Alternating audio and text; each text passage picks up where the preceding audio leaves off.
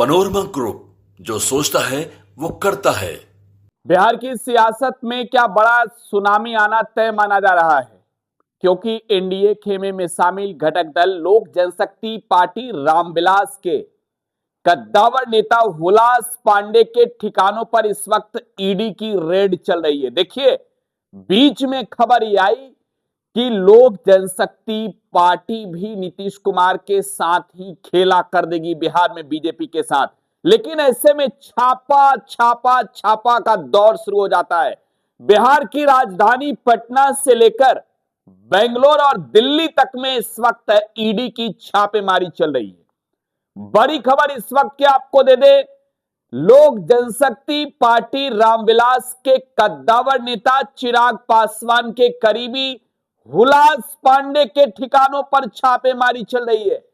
पटना के गोला रोड स्थित आवास पर भी ईडी की टीम रेड कर रही है। तस्वीरें देखिए, आपको दिखा रहे हैं, ये एक्सक्लूसिव तस्वीर आपको दिखा रहे हैं। एलजेपीआर नेता हुलास पांडे के घर की तस्वीर है, जहां इस वक्त ईडी की रेड चल रही है। और ये ईडी की रेड तब जब बिहार में सियासी खेला की बात हो रही है, चर्चा है कि भूचाल आने वाला है।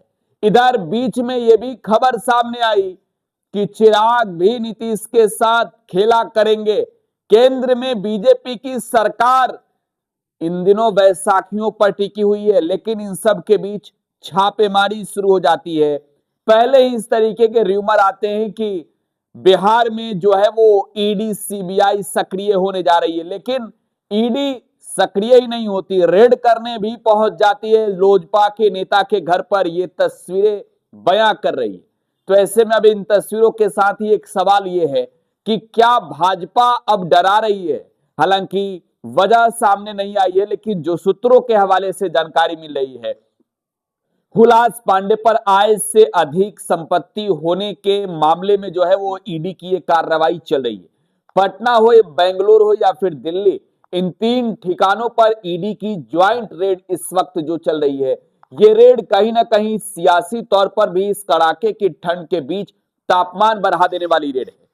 सीबीआई ईडी इनकम टैक्स को लेकर चर्चा राजनीति गलियारों में थी कि अब ये एक्टिव मोड में है, लेकिन अब जाहिर सी बात है कि जब ये सवाल उठे कि बिहार में खेला होगा क्या, और लोक जनशक्ति पार्टी रामविलास जो एनडीए खेमे में शामिल घटक दल है, उसके कद्दावर नेता घर रेड शुरू हो जाए, तो जाहिर सी बात है एक माहौल जरूर इस पर क्रिएट हो रहे हैं।